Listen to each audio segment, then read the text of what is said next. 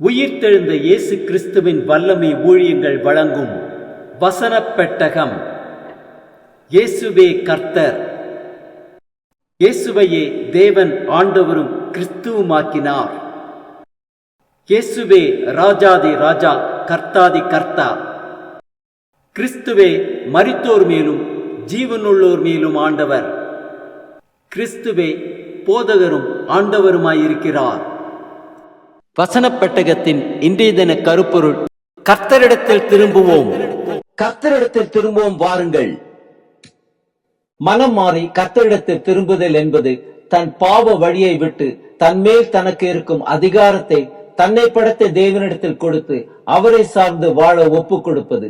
அப்படி நாம் ஒப்பு கொடுக்கும் போது தேவன் நமக்கு கொடுக்கும் வாக்குத்தத்தங்கள் என்ன?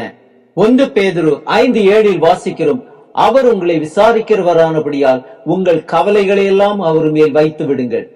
ஏசாயா 45:22 வாசிக்கிறோம்: பூமியின் எல்லை எங்கும் உள்ளவர்களே, என்னை நோக்கி பாருங்கள், அப்பொழுது ரட்சிக்கப்படுவீர்கள்.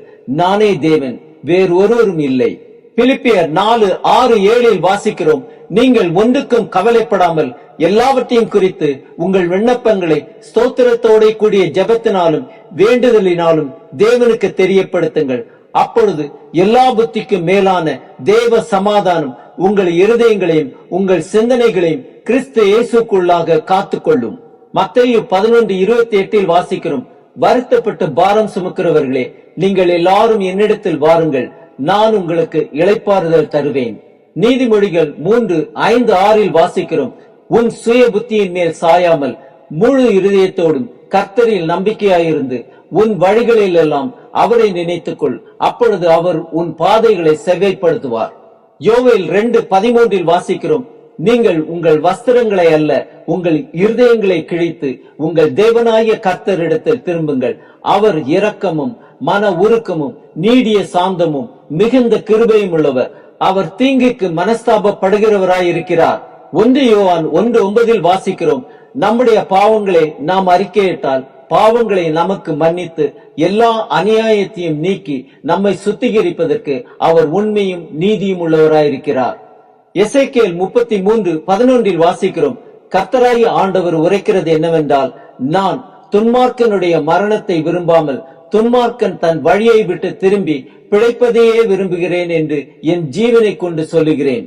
யோவான் 15:5 வாசிக்கிறோம்: நானே திராட்சை செடி, நீங்கள் கொடிகள். ஒருவன் என்னிலும் நான் அவனிலும் நிலைத்திருந்தால் அவன் மிகுந்த கனிகளை கொடுப்பான். என்னை அல்லாமல் உங்களால் ஒன்றும் செய்யக்கூடாது. ரோமர் 5:8 வாசிக்கிறோம்: நாம் பாவிகளாய் இருக்கீர், கிறிஸ்து நமக்காக மரித்ததினாலே தேவன் நம்மேல் வைத்த தமது அன்பை விளங்க பண்ணுகிறார். யோவான் 10:10 வாசிக்கிறோம்: திருடன் திருடவும் கொல்லவும் அழிக்கவும் வருகிறானே என்று வேறொன்றுக்கும் வரான், நானோ அவைகளுக்கு ஜீவன் உண்டாயிருக்கும் அது பரிபூர்ணப்படவும் வந்தேன். வெளிப்படுத்தின விசேஷம் 3:20 வாசிக்கிறோம்: இதோ வாசற்படியிலே நின்று தட்டுகிறேன், ஒருவன் என் சத்தத்தை கேட்டு கதவை திறந்தால் அவனிடத்தில் நான் பிரவேசித்து அவனோட போஜனம் பண்ணுவேன், அவனும் என்னோட போஜனம் பண்ணுவான். ஆம், நாம் மனம் மாறி கர்த்தரிடத்தில் திரும்புவோம். அவர் தரும் எல்லா ஆசீர்வாதங்களையும் பெற்றுக் கொள்வோம்.